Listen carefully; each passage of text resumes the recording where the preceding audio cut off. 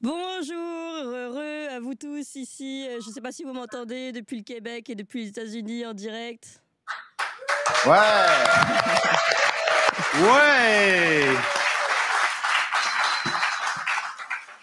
Je crois que je vais pouvoir en libérer quelques-uns. Ici, Tocsin va continuer pour cette super production France-Québec. Tocsin, on est tous ensemble ici pour suivre les élections. Tocsin qui est en émission spéciale, vous l'avez bien compris, émission spéciale sur les élections américaines où pour le moment évidemment il y a une figure qui se dessine plus que l'autre, c'est celle de Donald Trump. On va en parler, on va reprendre toutes les cartes avec le travail de France-Québec. On va continuer de suivre avec tous leurs correspondants et avec nos correspondants. Nicolas Mirkovic est à mes côtés. Bonjour Nicolas Mirkovic. Bonjour Clémence. Merci beaucoup d'être avec nous. Vous êtes en plateau et vous serez en plateau avec nous pendant les 2 heures, peut-être un petit peu plus que 2 heures si vous voulez bien. On risque de dépasser, je rappelle. Allez, le livre le plus important aujourd'hui, l'Amérique Empire aux éditions Temporis. On est également avec Renaud Bochard. Bonjour Renaud Bochard. Bonjour Clémence. Et merci d'être avec nous. Et vous êtes en direct de Washington et vous suivez de très près. Vous êtes notre chroniqueur Tocsin pour les États-Unis depuis très longtemps avec toujours des analyses très très fines. Hein. On va continuer de suivre ce qui se passe avec vous. Je rappelle que vous êtes fondateur du Substack Les Chroniques Grégoriennes et fondateur des podcasts French Invaders. Et justement, c'est l'invasion française ici sur l'actualité américaine. On fait un tour du côté des correspondants de France-Québec. Je crois qu'ils sont très nombreux ici. Mais d'abord, peut-être faire un petit tour sur les cartes avec Capitaine Cosmos. Capitaine Cosmos, vous avez les cartes et ce serait bien pour nous ici, depuis la France, de faire tout simplement le premier point sur où nous en sommes. Je crois que la Pennsylvanie vient d'être gagnée. Est-ce qu'on peut regarder tout ça? Oui, très certainement. Oui, effectivement, la Pennsylvanie, c'est de l'euphorie dans la foule ici parce qu'on est près d'une centaine de personnes dans une salle. Ici, on sont au milieu de la nuit, comme si c'était le Super Bowl. Et on sait que la course, c'est la course pour se rendre à 270. Mais au moment où on se parle à 1h30 du matin ici en Amérique, Donald Trump se retrouve à 267. 270 maintenant, ils viennent d'avoir l'Alaska. L'Alaska. Donc, il nous manque officiel, mesdames et messieurs. En primeur, partout dans la francophonie, vous avez le nouveau président des États-Unis, Donald J. Trump, mesdames et messieurs.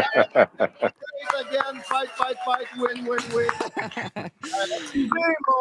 Excusez, peut-être qu'en France, on se réveille avec beaucoup d'énergie, mais ici, ça fait des années qu'on l'attendait, celle-là. Bah oui, on l'avait en direct. Et puis, tout de suite après l'émission, tout le monde ensemble, on va danser YMCA, on se lève tout le monde ensemble. Super, merci beaucoup. Donc, il n'est pas terminé. Notre ami Trump est en avance solidement dans le Michigan avec un 7% d'avance. Donc, il risque très fort de l'emporter. Un autre État swing state ici qui aurait pu aller d'un côté ou de l'autre. Le Wisconsin, Trump est en avance de près de 4% avec seulement 13% du vote qui reste à rentrer. C'est dans la poche. Comme vous l'avez dit, l'Alaska, c'est déjà réglé et il est en avance. C'est un peu plus serré, mais il est en avance au moment où on se parle dans le Nevada. 3%, près de 4% d'avance avec 75% du vote tabulé. C'est plus que dans la poche. Trump, il va probablement faire son discours de vainqueur dans les prochaines minutes ou dans la prochaine heure. Au moment où ça va se faire, je vais traduire en direct. Ouais, ça, c'est super. Merci et génial pour la traduction. On suit évidemment tout ça en direct depuis la France. On est déjà extrêmement nombreux ici, nous, côté français, à être connectés, à vous suivre et à suivre ce direct, à suivre ce qui se passe, cette actualité qui est un fragment de l'histoire finalement. Alors, je me retourne d'abord, non, on va continuer un petit peu d'aller sur le terrain, évidemment. Je crois que j'ai Julie Lévesque qui est à Los Angeles. Est-ce que vous pouvez nous raconter un peu l'ambiance là-bas? Non, elle n'est pas là, Julie, en fait. Alors, je me tourne vers Simon Petit-Albert. Oui, bonjour. Ben, merci de nous recevoir à votre antenne. Merci à tous nos cousins français. Je me trouve présentement à Boston. Donc, il est 1h32 du matin. Los Angeles, il est un peu plus tôt. Et puis, bon, il faut comprendre que Boston, ça demeure une ville démocrate. Donc, c'est vraiment bleu. En 2016, Hillary Clinton avait gagné avec 61% des voix. En 2020, Joe Biden avait gagné avec 65% des voix. Et puis, on sent l'ambiance ici, c'est-à-dire qu'il n'y a pas d'effervescence. Et même aujourd'hui, même aujourd'hui, on sentait, j'avais pas l'impression d'être dans une des plus grandes villes des États-Unis où une élection présidentielle se déroulait. C'est-à-dire que peut-être que les gens, en fait, étaient dans une certaine forme d'abnégation. C'est-à-dire qu'ils étaient là, ils se disaient, ouais, peut-être que, ouais, on espère que Harris va gagner. Mais j'ai comme l'impression qu'inconsciemment, ici, dans cet État bleu, déjà, les gens savaient que c'était gagné pour Donald Trump. Et puis, tout au long de la journée, j'ai essayé d'interviewer des gens, j'ai essayé d'avoir des commentaires des gens, et les gens n'avaient pas cette impression de gagnant. Vous savez ce que je veux dire? Lorsque vous êtes gagnant, vous dites, ah oui, moi, par exemple, une Coupe du Monde, vous dites, ouais, la France va gagner ce soir, oui, je sais, ils vont gagner. Et puis, ben, ici, à Boston, aujourd'hui, je ne sentais pas qu'il y avait une élection présidentielle, c'est-à-dire que même en France, même au Québec, même au Canada et ailleurs, un peu partout aux États-Unis, on était excités, on avait hâte de cette élection présidentielle. Et puis, ça n'a pas été le cas ici à Boston. Je pense que les gens inconsciemment le savaient, le sentaient que la défaite était pour venir. Et puis, ben, je pense qu'on a le résultat ce soir. On est un peu biaisé. Je suis désolé, on essaie d'être journaliste indépendant. On a tous nos biais. Mais il faut l'admettre, nous sommes contents de cette victoire de Donald Trump ce soir. Mais après, bon, on s'est levé avec le bonheur en 2020 et on s'est levé avec une gueule de bois. Malgré le fait que là, présentement, ben, il semblerait que c'est plié. On va attendre à demain. On va se poser. Vous avez raison. Ça fait partie des questions qu'on va se poser pendant toute cette On va attendre à demain. C'est vraiment plié. Est-ce qu'on peut vraiment dire que c'est joué? Qu'est-ce qui va sortir après? Ça fait partie des questionnements d'ailleurs que Renaud Beauchard nous a beaucoup, sur lesquels il nous a beaucoup avertis. Renaud Beauchard, juste, je vous voyais hocher de la tête sur l'ambiance. Est-ce que vous ressentez la même chose? C'est-à-dire une ambiance un peu feutrée dans les parages plutôt pro-démocrates comme celle-là chez vous? Ah oui, de toute façon, depuis le changement en fait entre Biden et Kamala Harris, on a très bien vu qu'il n'y avait pas d'enthousiasme. Moi, je l'ai très bien vu à partir des pancartes en fait sur les gazons qui sont où on est vraiment au cœur à Washington DC de l'Amérique bleue. Et on voit que tout le monde avait une pancarte pour la sénatrice qui vient d'être élue d'ailleurs, Angela Ossobrooks, la candidate démocrate. Mais très peu de personnes, jusque dans les derniers jours, en fait, avaient des pancartes sur leur gazon et on sentait très très bien. Il y a un manque d'enthousiasme pour cette candidature. On sentait une sorte de résignation. Donc, et d'ailleurs, je trouve que c'est très intéressant. Faudrait peut-être à un moment dans la matinée que vous passiez le dernier spot de campagne de Donald Trump qui a été produit par Nicole Shanahan, la colistière de Robert F. Kennedy Jr., qui est vraiment un spot de campagne très très plein d'espoir en fait, avec vraiment qui conclut cette campagne sur une note d'espoir. En regardant vers l'avenir, alors que les démocrates sont devenus effectivement le parti de la colère rentrée, vraiment un parti mesquin, tout ça était assez palpable dans l'atmosphère, dans une ville comme Washington DC. Ouais, et vous le disiez aussi avec ces panneaux, évidemment que là-bas tout le monde affiche et qu'on voyait peut-être un petit peu moins que d'habitude dans les jardins. Allez, je continue le tour de terrain d'abord, évidemment, priorité au direct et au terrain. Julie Lévesque, je crois qu'on vous a retrouvé. Vous êtes en direct de Los Angeles. Alors, je crois qu'on à l'hôtel. Allez-y. Ah, voilà. Bonjour, je suis de retour à mon hôtel. Bonsoir, bonsoir. Écoutez, moi, je suis dans un château fort démocrate, mais quand même, on a réussi à trouver plusieurs partisans de Trump. Je vous dirais surtout chez les taxis. Les taxis sont très, très volubiles à Los Angeles.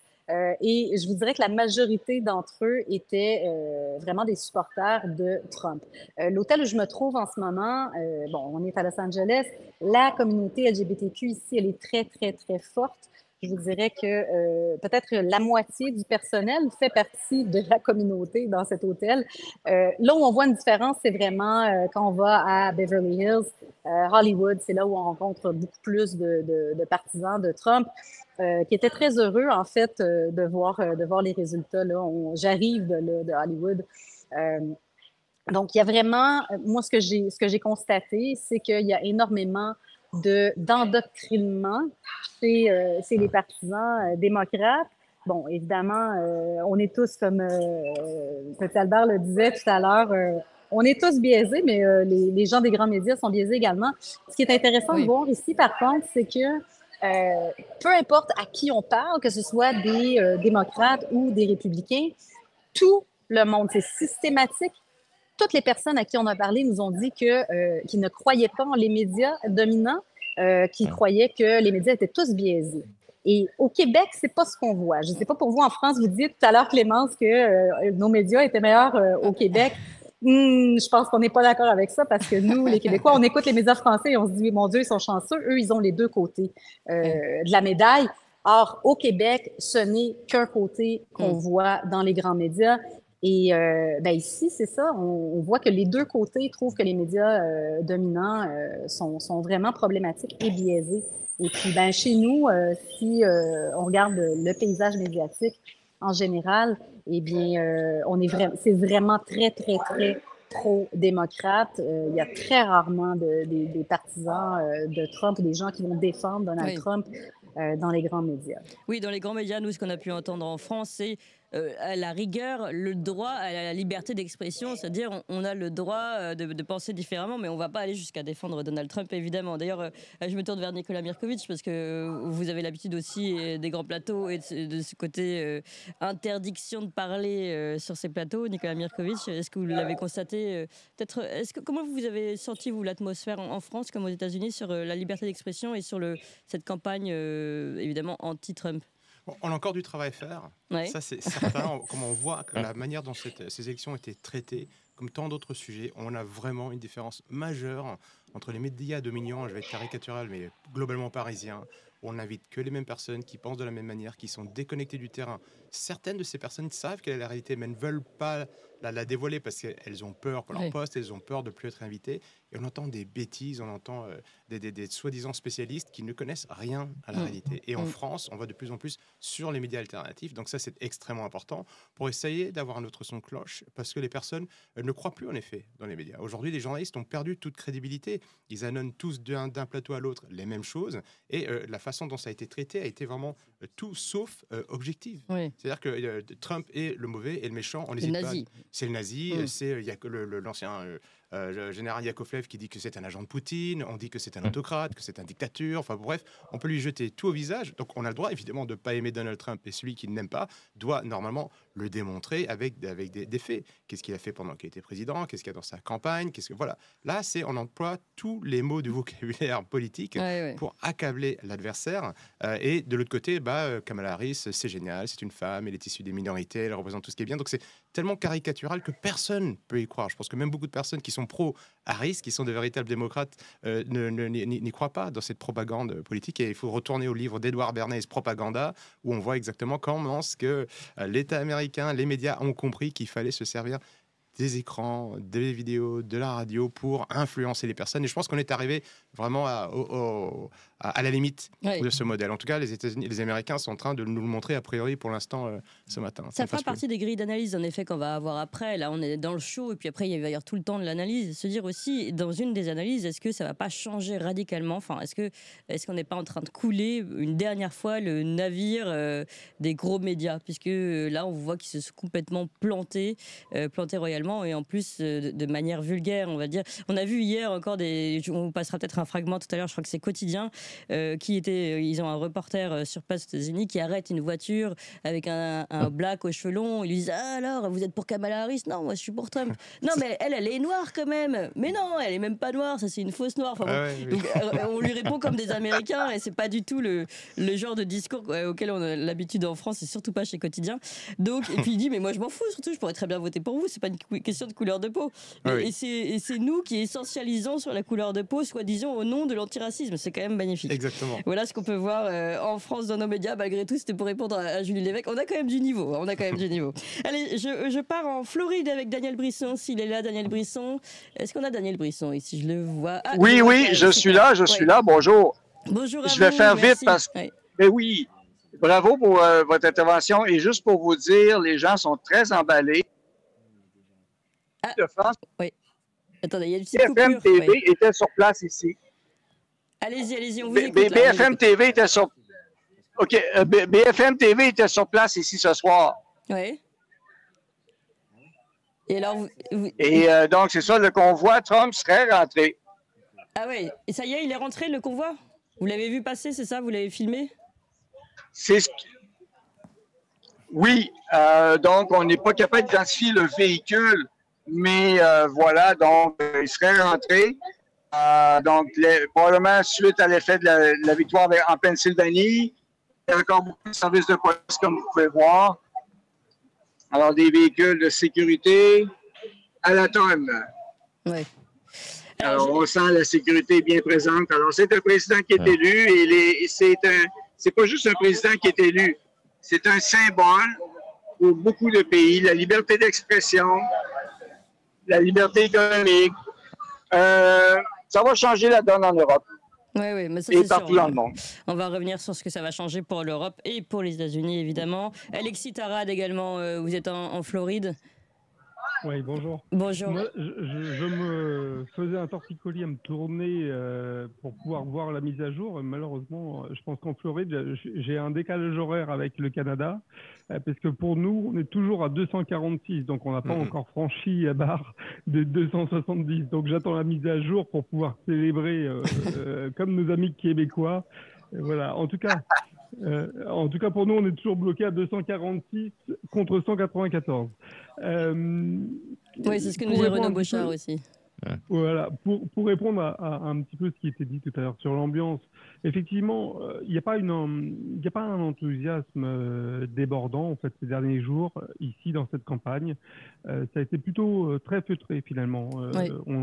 Bien entendu, on voit des voitures circuler avec des drapeaux, bien entendu, on voit des gens avec des t-shirts, etc. Mais pas autant que ça finalement.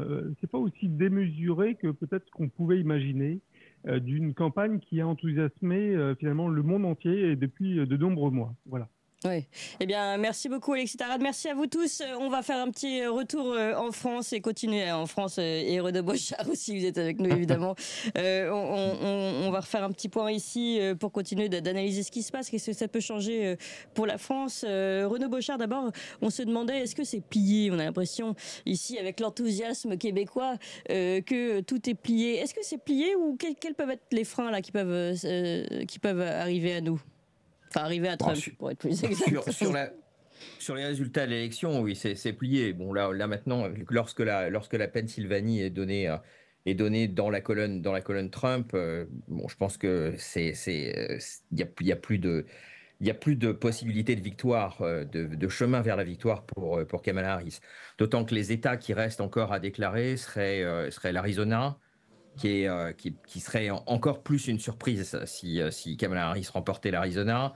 Et puis l'avance de Trump dans le Michigan et dans le Wisconsin est très importante. Donc sur les résultats de l'élection, donc là je pense qu'on peut d'ores et déjà dire que Trump est élu sur les quatre président des États-Unis.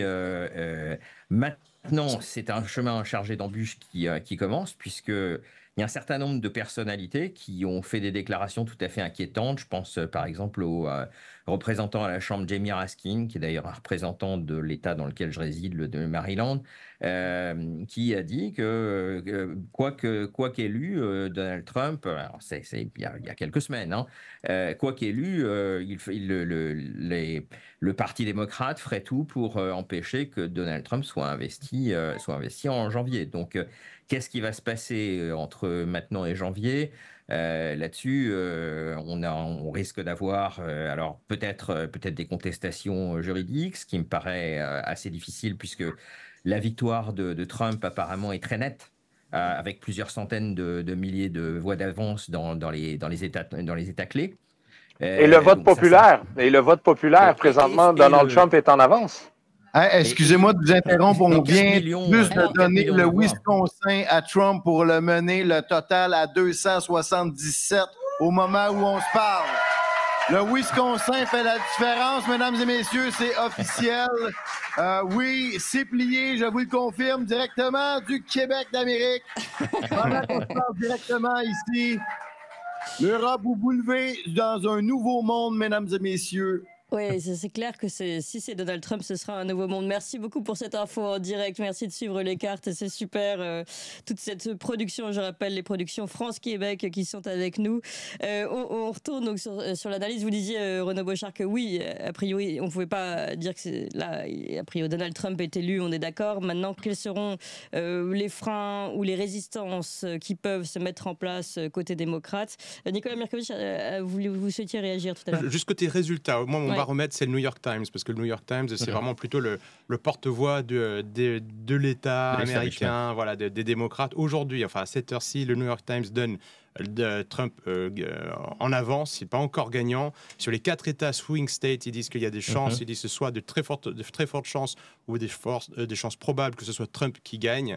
Et donc, sur le baromètre même de New York Times, comme quoi Trump gagnerait, on est en rouge, on est quasiment au maximum. C'est pas encore fait. Donc, moi, j'attends que le New York Times dise que ce soit fait pour pouvoir le dire. Oui, mais pour ce genre de choses-là, je préfère les regarder. Ce qui est important aussi, en revanche, ce dont on ne parle pas pour l'instant, c'est que les républicains ont gagné le Sénat. Et c'est extrêmement important parce qu'aujourd'hui, on votait aux États-Unis chaque État votait pour tout un tas de sujets. Il y avait des sujets sur l'allocation des budgets, sur différentes lois. On y reviendra tout à l'heure. Mais il y a aussi 2 élections extrêmement importantes. Il y a un tiers du Sénat qui est renouvelé. Et il y a également la Chambre des représentants. Et Donald Trump, même s'il est élu, ne pourra rien faire s'il a la Chambre des représentants et le Sénat contre lui. Donc c'est extrêmement important, notamment qu'il ait le Sénat, parce que c'est le Sénat qui va approuver le gouvernement de Trump. Trump va nommer les différents secrétaires d'État qu'il veut, et le Sénat doit les valider. On se souvient que la dernière fois, il avait eu beaucoup de mal à faire passer ses candidats. Et s'il a en même temps la Chambre des représentants, il a vraiment 2 ans devant lui pour faire ce qu'il veut. Pourquoi 2 ans? 2 ans, parce qu'après, on va renouveler, il y aura les midterms, voilà, prochaines élections aux États-Unis. Voilà, exactement. D'accord. Donc, en tout cas, pour le moment, on a l'impression que c'est le tapis rouge. Oui, c'est ça, c'est le cas de le dire. Rouge, déroulé devant Donald Trump. J'aimerais bien, Renaud Beauchard, ça fait depuis longtemps que vous êtes quand même assez pessimiste en vous disant de toute façon, ils vont réussir à ligoter la liberté d'expression, puis ensuite le vote, le procédé de l'élection. Maintenant, qu'est-ce qui pourrait arriver pour que ce résultat soit contesté?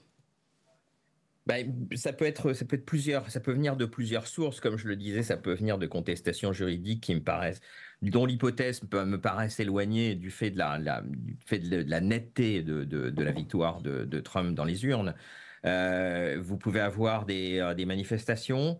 Vous pouvez avoir un blocage complet ou toute la stratégie de ce que Jacob Segal a appelé le Whole of Society, c'est-à-dire une mobilisation de tout le tissu d'entités à but non lucratif agglomérées autour du Parti démocrate pour empêcher la victoire de Trump. Et puis, ça a été évoqué, alors ça c'est vraiment l'option nucléaire, c'est la possibilité par Biden d'invoquer la clause de garantie de la Constitution en disant que le gouvernement fédéral est garant de la forme républicaine de gouvernement et que dès lors que Donald Trump et Hitler n'étant pas républicain, partant, le gouvernement fédéral aurait l'obligation d'empêcher l'arrivée au pouvoir d'une personne qui remettrait en cause la forme républicaine du gouvernement. Encore une fois, toutes ces options me paraissent s'éloigner avec la netteté, avec la consécration de Trump par un vote franc et massif, à la fois dans les États clés qui vont lui donner une victoire dans le collège des grands électeurs et dans le vote populaire qui éloigne la perspective qui avait été envisagé par des projets comme le Transition Integrity Project en 2020, d'une possibilité d'essayer de faire pression sur les parlementaires républicains à la Chambre et au Sénat pour troquer le collège des grands électeurs pour le vote populaire. moyen décisif pour décider de qui entre à la Maison-Blanche. Donc ça aussi, vu que Trump remporte le vote populaire, ça s'éloigne. Ouais. Donc les nuages s'estompent, mais ils sont allés tellement loin dans cette campagne, allant jusqu'à le point où vraiment une utilisation complètement excessive du point Godwin dans la dernière ligne droite de la campagne, que je m'attends à des résistances, à un combat de la part de ce que j'appellerais la machine. Ouais. The Atlantic, quand même, qui est un journal plutôt démocrate américain, comparé Trump, disait que Trump parlait comme Hitler, Mussolini et Staline. Donc il manquait plus que Dracula et Darth Vader, Néron, et voilà, on avait l'incarnation du mal. Du méchant. Du méchant. Oui, en même temps, c'est pratique d'avoir un gros méchant comme ça pour les dessins animés. Alors, on continue justement au retour au plateau de France-Québec. Sylvain Laforest ou Capitaine Cosmos, comment vous réagissez à ce qu'on vient de dire ici en plateau? Est-ce que vous aussi, vous considérez qu'il y a encore moyen pour les démocrates, ou ce qu'on peut appeler l'État profond, de mettre un frein à cette élection? Non, moi j'ai été dans les plus sceptiques. Je croyais justement que l'État profond, il leur restait une dernière carte qu'il était pour la jouer, qu'il n'était pas pour aller se rendre à l'abattoir sans tout tenter un grand coup. J'ai attendu un October Surprise jusqu'à la fin du mois d'octobre qui n'est pas venu finalement. J'en suis pas revenu qu'on soit ici au moment qu'on puisse voter, que la victoire soit là. Et la victoire est tellement grosse que peu importe quand même qu'il trouverait des faux votes, qu'il flipperait un État ou l'autre, ça va se terminer. Trump va finir en haut des 300. Cosmos, mon pote, mon partner in crime, Cosmos, on est vraiment deux associés. Fox News, qui a attendu jusqu'à la dernière minute en 2020 pour annoncer le président américain. Fox News vient d'annoncer que Donald Trump avait gagné la présidence. Ah oui, c'est fort quand même. Absolument. Et puis, il s'apprête à parler. J'en suis vraiment ému. Vraiment. On suit avec vous, Captain Cosmos, le moment où Donald Trump prend la parole. Dès qu'il prend la parole, évidemment. Le monde change sous nos yeux, mesdames, messieurs. Oui, et puis vous nous prévenez. Vous nous faites un signe dès qu'il commence et qu'on revienne évidemment sur ce plateau avec vous et cette super production France-Québec. Et d'ailleurs, je vais faire un petit tour avec Jean-Maxime Corneille qui est en Floride aussi, c'est ça? Tout le monde est en Floride ce soir. Oui, c'est vrai que la Floride, attendez, on récupère votre son. Voilà, ça y est, on vous entend. On s'est donné le mot, Alors, je voulais dire quelque chose qui, moi, était ma première hypothèse de travail. J'ai vraiment l'impression de revivre ce que nous avons vécu en 2016. Sachant à l'époque que moi, rappelez-vous, je suivais depuis 2011, sérieusement, alors, je voudrais dire depuis 2006, mais au moins 2011, les initiés de la communauté du renseignement, spécialement militaire américain. Et juste avant la victoire de Trump en 2016, la raison pour laquelle Hillary Clinton n'avait pas pipé mot, ça n'avait pas fait un pli, comparons avec l'élection de 2000, vous vous souvenez de la fable du recomptage des voix interminable pour Bush Junior. Eh bien, je dis clairement à l'époque, moi j'avais traduit, et vraiment j'en doutais moi-même, j'avais traduit la publicisation, le fait de rendre public l'affaire Epstein quand personne n'en parlait juste avant la victoire de Trump de 2016. C'est la raison pour laquelle Hillary Clinton n'avait pas du tout contesté, alors que tout le monde demandait, tout le monde s'attendait à ce que Hillary gagne, etc., etc. Et pour moi, l'affaire Didi a eu exactement le même rôle aujourd'hui, en 2024, que l'affaire Epstein à l'époque, c'est-à-dire, on a fait passer le mot à Kamala, ouvrez les guillemets, on sait ce que tu as fait, donc ça va passer crème, tu ne contesteras pas. Ah oui. Ça, c'était ma première hypothèse de travail. Oui. Je suis absolument sûr de cette. En tout cas, c'était ma première hypothèse de travail. Mais pour moi, c'est une copie conforme de 2016. Et c'est moi qui avais traduit à l'époque Steve Petchenik qui avait parlé de l'affaire Epstein. Et moi-même, j'engageais j'étais furtif à l'époque, mais quand même, j'avais quand même commencé à publier certaines choses. Et en traduisant les 4 vidéos de Petchenik à la suite qui disaient on va récupérer la République américaine, ça va se passer en souplesse, ne faites pas de manifestation, ne montrez pas que les États-Unis pourraient donner une image de république bananière.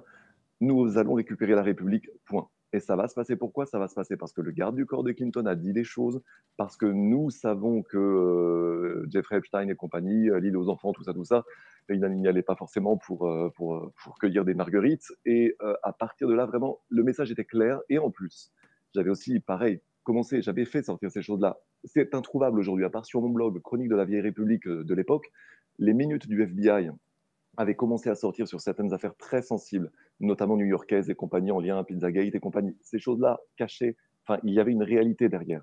Et de façon subtile, les réels serviteurs de l'État au sein du FBI avaient contribué à faire sortir ça, mais c'était avant tout le DIA, la NSA et l'armée qui étaient à la manœuvre à l'époque. Donc 2016, aujourd'hui 2024, pour moi, ce qu'on ne comprend pas de mon point de vue, mais vraiment par analogie.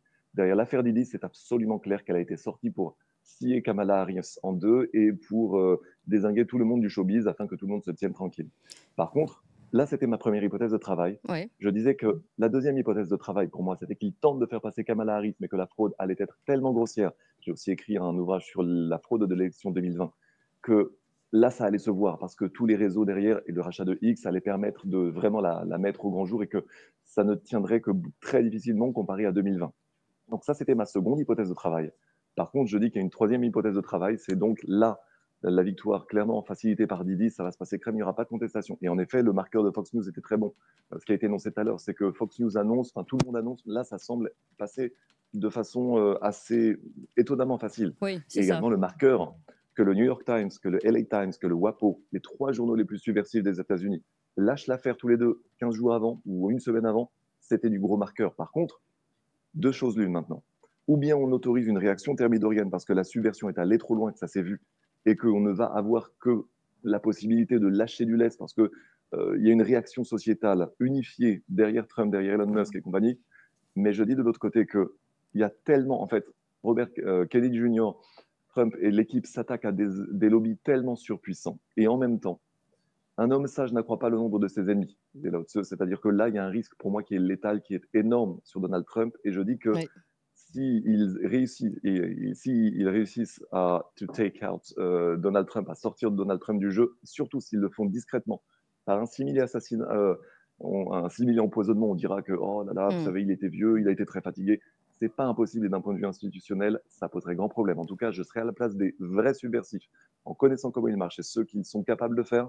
De mon point de vue, il y a un risque létal très net. Ils ont 2 mois pour le sortir doucement de la scène. Néanmoins, je dis que dans ce cas-là, dans cette uchronie, on va dire, il y aurait une hypothèse qui prendrait le relais, c'est que d'une façon ou d'une autre, que ce soit les gouverneurs de Floride ou du Texas spécialement, ou bien Vance ou d'autres, je pense qu'il y aurait une relève. Oui, voilà, c'est ça. Et que ce c'est soit le gros l'équipe enjeu, aussi. pareil qu'en France. Ouais, on a vu aussi l'équipe qui est derrière, Absolument. Elon Musk, les nouvelles alliances, Robert Kennedy Jr., etc. Merci beaucoup également, Jean-Maxime Corneille. Vous avez parlé de fraude et nous, on reçoit tout de suite ici un nouvel invité pour parler des fraudes qu'on avait déjà reçu, un grand spécialiste des fraudes américaines, David Lane, bonjour.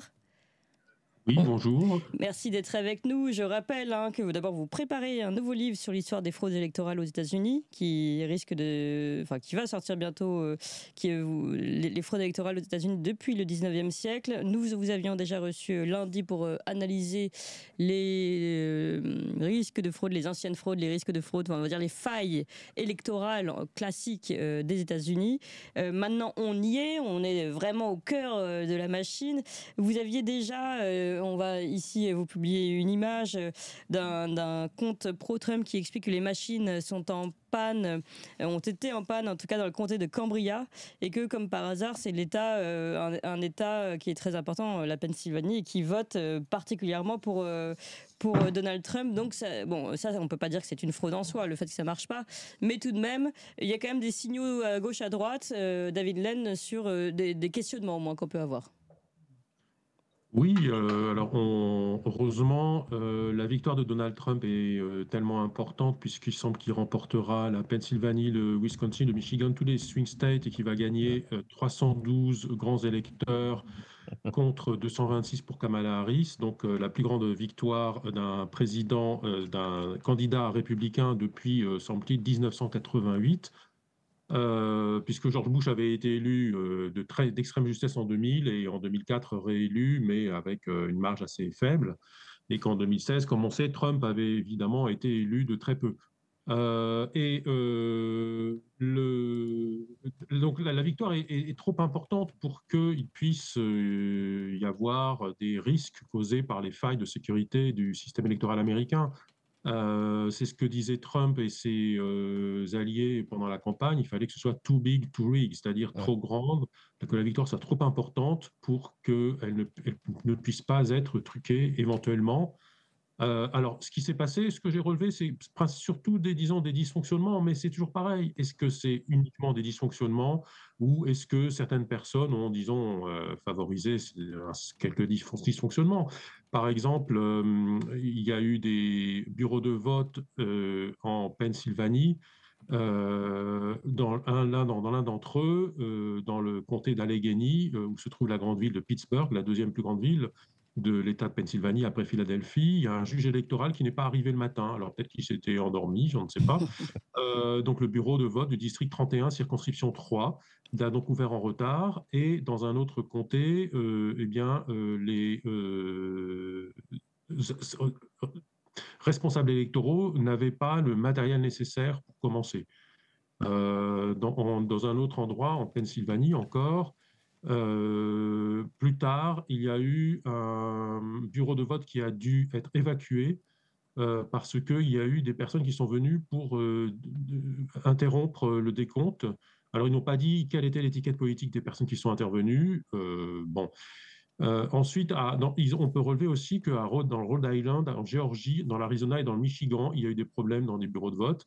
Alors, c'est toujours pareil.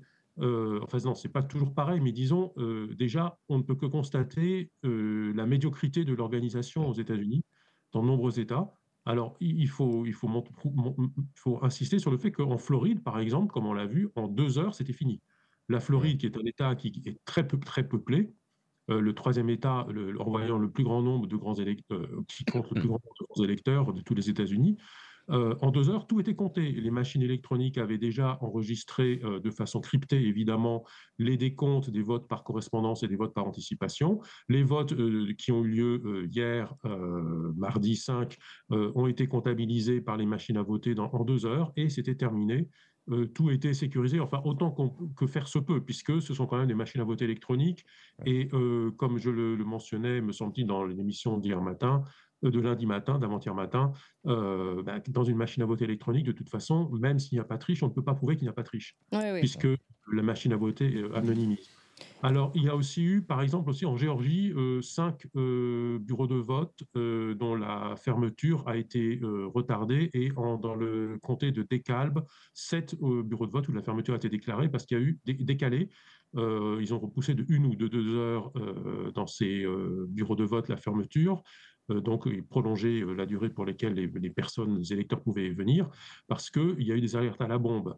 Il faut savoir d'ailleurs que c'est tellement mal organisé aux États-Unis que des électeurs attendent parfois 3 heures, 4 heures, 5 heures. Il y a eu des rapports comme quoi des électeurs avaient attendu 6 heures en Géorgie. Donc vous imaginez un pays qui est quand même censé être un petit peu avancé. On voit ce que Elon Musk est capable de faire avec ses fusées extraordinaires dont il récupère les premiers étages, qui se posent au millimètre près. Eh bien voilà, quand il s'agit simplement de faire voter des gens même si c'est avec des machines électroniques qui devraient normalement permettre de voter plus vite, ils attendent parfois 3 heures, 4 heures, 5 heures, 6 heures, ce qui est quand même assez lamentable. Oui. Et on a vu d'ailleurs que Donald Trump a mis en ligne une vidéo au courant de la matinée disant « Écoutez, vous êtes en train d'attendre, surtout restez dans les lignes, ne partez pas, c'est très important ». Parce que, bien entendu, une technique qui est utilisée au XIXe siècle et au XXe siècle, peut-être encore aujourd'hui, on peut en discuter, consiste évidemment à retarder la procédure pour que des personnes s'en aillent. Puisque le mardi, les gens travaillent.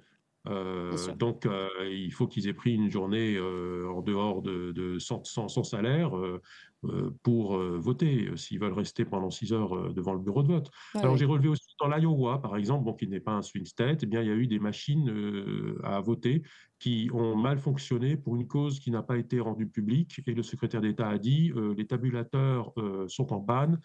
Ils ont donc fait venir un réparateur en urgence. Bon, c'est un peu grossier quand même. Oui. Voilà, c'est de l'amateurisme. Merci beaucoup, David Lane. Si je peux me permettre, je vous en prie. Une chose. un cas assez important, qui aurait pu être assez important pour l'élection, c'est dans le Wisconsin, qui est un autre swing state.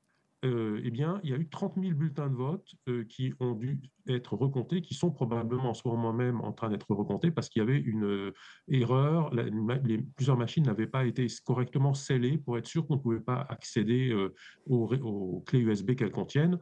Donc, il y a eu des recours un recomptage obligatoire, ce qui là encore montre l'amateurisme. Oui, c'est quand même très important. Merci encore beaucoup. Pardon, juste un instant, si je peux me permettre, vous êtes un expert en fraude. Est-ce qu'on pourrait assister à une espèce d'ironie où le camp démocrate dit qu'il y aurait eu fraude électorale alors qu'on a entendu, désolé, il y a quelques républicains qui fêtent ici dans les rues de Boston, mais est-ce qu'on pourrait se retrouver avec une situation justement inverse où le camp démocrate dirait ben, finalement, il y a eu fraude, alors que depuis 4 ans, ils nous disent non, c'est impossible, il n'y a aucune preuve, etc. Certains vont probablement tenter de le dire. J'ai vu que sur MSNBC, qui, comme vous le savez, est un des 3 grands réseaux avec ABC, CBS, il y avait une présentatrice qui disait que la réélection du sénateur Cruz au Texas était due au fait qu'il y a des suppressions d'électeurs et qu'au Texas, dans ces circonscriptions, ils empêcheraient évidemment des hispaniques de voter, que donc ce serait racial, raciste, etc. Ils vont très certainement parler de fraude, bien sûr, puisque en 2000, ils l'avaient fait quand George Bush a été élu de très peu, mais en 2004, on se rappelle peu, mais George Bush a été réélu avec une marge un peu plus importante, mais ils avaient lancé une opération de propagande prétendant que dans l'Ohio, des machines à voter avaient été truquées par le constructeur et avaient donné la victoire dans l'Ohio, qui était à l'époque un swing state, qui n'est plus aujourd'hui un État pivot, à George W. Bush. Des études ont été menées et finalement, même les démocrates ont été obligés de reconnaître qu'il n'y avait pas eu de fraude dans l'Ohio, mais plusieurs années après. Or là, ils détestent tellement Trump qu'ils vont tout essayer. À mon avis, il y aura sûrement certains d'entre eux qui vont dire que c'est à cause de fraude. Beaucoup vont dire que les heures les plus sombres de l'histoire sont arrivées et que voilà, Hitler est ressuscité. Oui. Alors, Nicolas Mirkovic, de notre côté, merci encore David Lane. Je rappelle, journaliste et enquêteur pour des think tanks américains et notamment un spécialiste des fraudes électorales. Merci encore et on vous reprendra probablement un peu plus tard. Je me tourne vers Nicolas Mirkovic. Je pense qu'en effet, au sujet de ces fraudes, c'est clair et net qu'il y a des fraudes et je pense que je vais peut-être pas surprendre tout le monde, mais il y a des fraudes dans toutes les élections aujourd'hui. C'est un élément qui est majeur. Oui. Donald Trump, la dernière fois, avait dit très clairement qu'il avait perdu les élections à cause de la fraude et que c'était important de regarder ça de près. Mais non, je pense que cette fois-ci, il est venu mieux préparé. Il y a plus de 200 000 personnes du clan Trump qui sont sur le terrain, qui regardaient, qui scrutaient, qui étaient en train de vérifier ce qui se passait dans les différents dans les isoloirs. Il y avait également des avocats qui étaient présents. Donc, il y avait une équipe qui était menée par Lara Trump pour investiguer ça. Et j'aimerais quand même dire que c'est en termes de triche, la fraude aux États-Unis, on va voir, il y a 2 éléments. Le premier élément, c'est que ce qu'avait demandé Trump, c'est que les Américains votent massivement. Et a priori, c'est le cas. C'est-à-dire que même dans les États où Hillary Clinton gagne, Trump fait des scores bien plus importants que la dernière fois. Donc il y a beaucoup de personnes qui sont venues aux urnes, qui ont voté massivement pour Trump.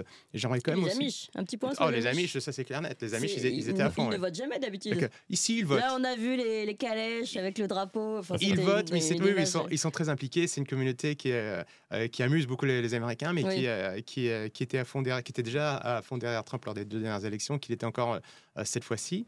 Et Trump, je pense que l'histoire de la triche est moins importante, même s'il est extrêmement importante, mais elle est moins importante que la triche médiatique. C'est-à-dire qu'on voit que dans les médias dominants, on en a parlé un peu tout à l'heure, les méthodes qui sont employées pour dénigrer un candidat, pour mettre sous une lumière positive Kamala Harris, pour dénigrer tout ce qui vient de Trump, a un effet qui est beaucoup plus important, qui est plus grave que la triche elle-même.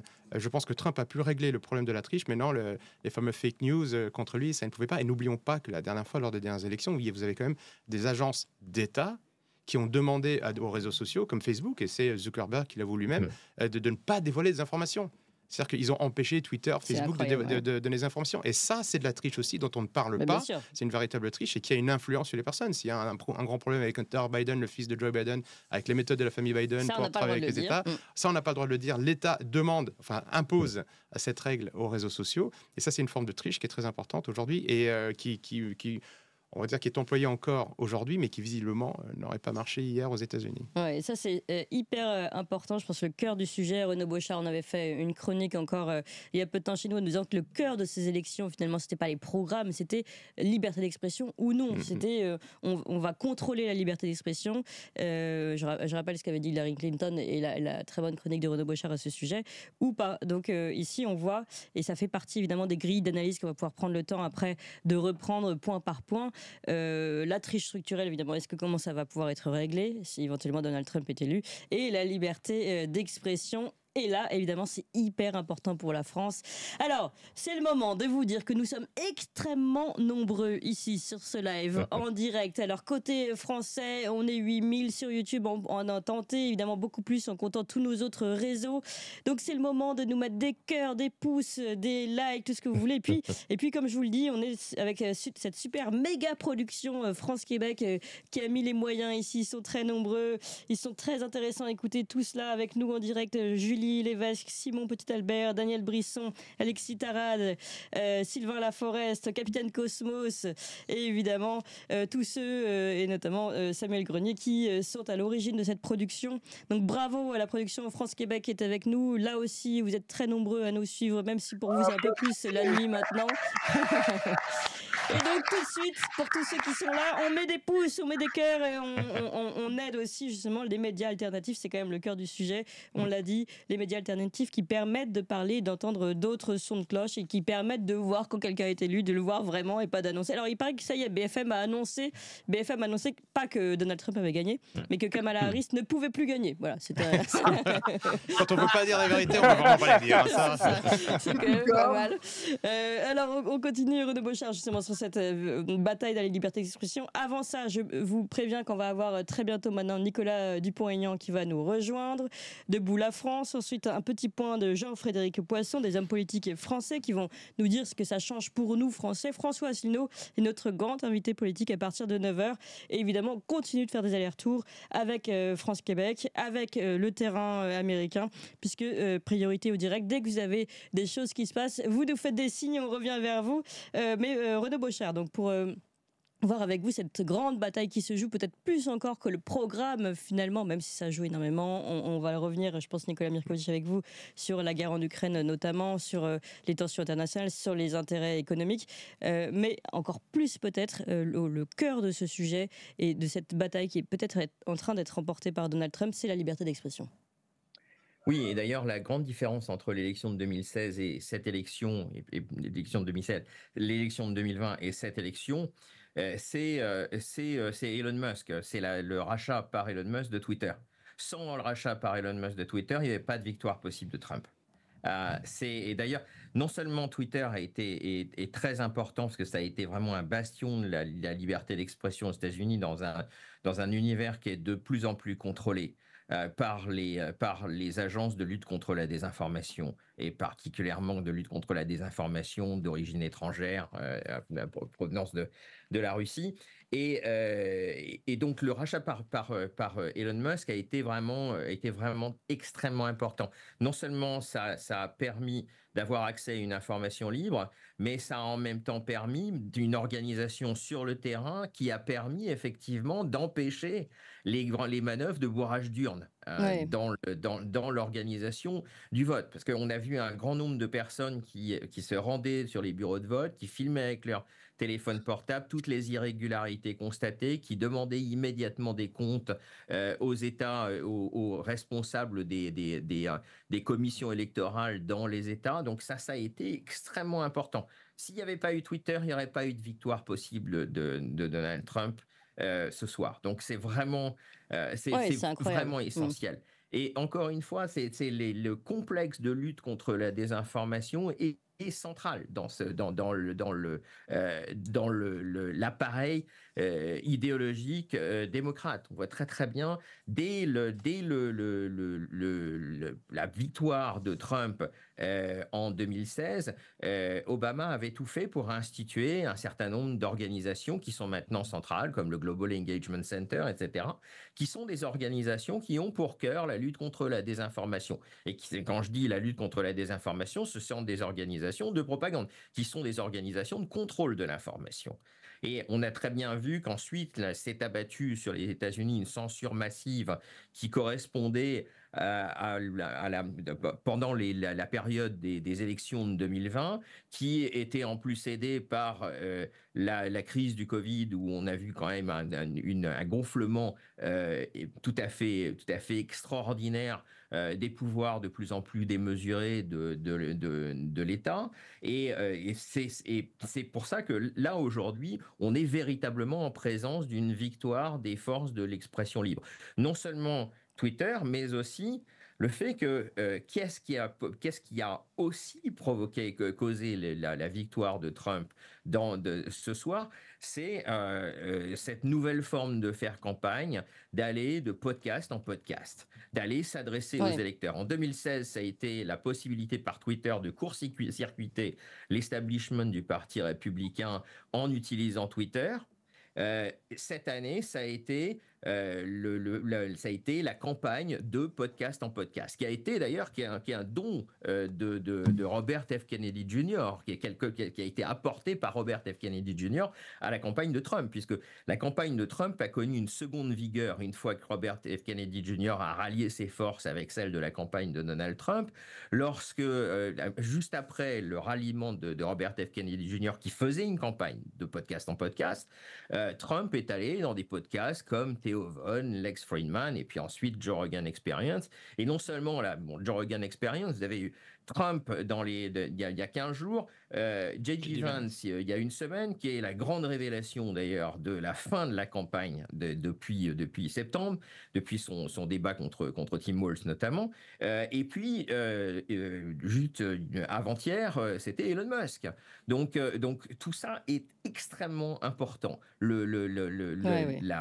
La liberté d'expression, encore une fois, est vraiment le cœur de ce qui vient de se passer. Est-ce que c'est aussi, je vois beaucoup dans nos commentaires, c'est la victoire du peuple contre les élites. Bon, est-ce qu'on peut vraiment le dire pour Donald Trump? Est-ce que c'est un peu la même grille de lecture qu'on peut porter sur Marine Le Pen en France et le bloc populaire contre le bloc élitaire Nicolas Mirkovic? Donald Trump vient de l'élite. Hein. C'est un oligarque, c'est une personne extrêmement puissante, c'est un ancien démocrate. Faut pas l'oublier, et qui était le chouchou d'Oprah Winfrey, qui est vraiment la grande journaliste du monde, on va dire, médiatique, cinéma américain. Et c'est quelqu'un de l'élite qui est descendu au niveau du peuple. C'est-à-dire qu'il a pris le risque, il a tout perdu là-dedans. N'oublions pas qu'il y avait 4 grands dossiers judiciaires contre lui. Tout le système s'est retourné contre lui parce que c'est un des leurs qui s'est sali, qui s'est rapproché du peuple, qui est allé parler à monsieur, madame, tout le monde, qui a essayé de comprendre, qui a endossé la tenue d'éboueur, qui a parlé à l'Amérique profonde. Le vendeur de McDonald's. Le vendeur de McDonald's. Mais il a fait 2 choses. La grande différence cette fois-ci, c'est que Donald Trump, par rapport à 2016, a non seulement gagne en tout cas beaucoup de voix dans les milieux populaires, chez les paysans, chez l'Amérique qui se lève tôt, et chez les démocrates. C'est-à-dire que l'élément, c'est qu'il a réussi à convaincre une partie de cette élite, ou en tout cas une partie des personnes, on va dire, éduquées, américaines. Il a récupéré des démocrates, et pas des moindres, Tulsi Gabbard, Blagojevich, qui est un ancien sénateur démocrate, évidemment Robert Kennedy. Donc ça, c'est important. Oui. Et il a réussi aussi à influencer, à retourner une partie du Parti républicain. En 2016, il a une partie du Parti républicain qui est contre lui. Et là, aujourd'hui, il a des sénateurs, il a des représentants qui sont alignés sur sa position. Ils ne sont pas juste républicains en se disant « bon, on va lancer Trump parce qu'il a gagné, on va fermer les yeux, on va essayer de maintenir la même politique qu'avant ». Il a autour de lui des personnes au sein du camp républicain qui sont pour une politique du bien commun. Vous savez, Trump, c'est pas un politique. La plupart des présidents américains, c'est un pragmatique. La plupart des présidents américains sont issus de la politique. Kamala Harris est un pur produit politique. Dans l'histoire des États-Unis, ils sont essentiellement politiques, où il y a une dizaine de militaires qui ont été présidents. Donald Trump, c'est un pragmatique, c'est un commerçant, c'est un négociant, et je dis pas ça dans un mauvais sens. C'est-à-dire, c'est un bon sens. Lui, il comprend, il a le bon sens. D'ailleurs, c'est ce qu'il fait, et c'est tout le contraire de la politique de Kamala Harris et de Joe Biden, qui était cette espèce de travail à fond auprès des minorités, de la division de la société, de l'atomisation. Kamala Harris, elle parle aux Noirs, elle parle aux Mexicains, elle parle aux LGBT. Donald Trump, il parlait aux Américains, et la grande différence, c'est que je pense qu'il a une base populaire qui est très importante et qu'il a réussi à toucher aussi ces cadres moyens sup qu'il n'avait pas avant et qui aujourd'hui s'affranchissent des peurs du candidaton et qui n'hésitent pas à dire oui, nous voulons Donald Trump parce que il faut que ça change aux États-Unis. C'est très intéressant et ça va tellement à rebours de ce qu'on a pu entendre dans les médias français notamment. Et un autre petit point juste sur ce sujet-là, qui il a pu rallier, la Silicon Valley quand même a fini par draguer Donald Trump sur cette dernière ligne droite. Donc on voit bien en effet les grands mondes de la tech qui finissent par tendre la main à Donald Trump. Alors est-ce que c'est parce qu'ils sentent qu'il va gagner ou est-ce que c'est parce que ils savent que justement c'est un pragmatique et que les affaires elles se font aussi et surtout peut-être avec un Donald Trump. Il y a plusieurs raisons. D'abord, je pense que le capital, lui, ira toujours là où il y a du pouvoir. Et alors, quand le capital ne contrôle pas le pouvoir, eh bien, il va essayer de se le mettre dans la poche. Donc ça, c'est un premier point. Le deuxième point, c'est que les problèmes des États-Unis sont majeurs. Les États-Unis ont atteint ce que Paul Kennedy, qui est un des plus grands spécialistes historiens des États-Unis, va parler de la surextension impériale. Les États-Unis aujourd'hui ont 20% d'inflation. Joe Biden, c'est 20% d'inflation. C'est un taux de mortalité, l'expérience de vie des Américains est en baisse. Un taux d'obésité de plus de 40% des Américains. Enfin, tous les indicateurs sociaux et économiques sont en berne. Et donc voilà, est-ce que le milieu économique, le milieu financier a envie de suivre cette politique de Biden qui a été très mauvaise, catastrophique pour les États-Unis ces 4 dernières années. Donc je pense qu'il y a eu aussi une partie du monde économique américain qui se dit il faut un électrochoc, il faut changer quelque chose. Et Kamala Harris, qui est donc juste la suite de Joe Biden, ne va peut-être pas amener les réponses que le monde économique attend d'un nouveau président des États-Unis. C'est vraiment intéressant parce que c'est le point de vue, on va dire, c'est pas humain, c'est pas pour le bien-être de tous, mais c'est pragmatique et financier. Mais bon, au final, comme ça rejoint à peu près les mêmes intérêts. C'est ça aussi l'Amérique.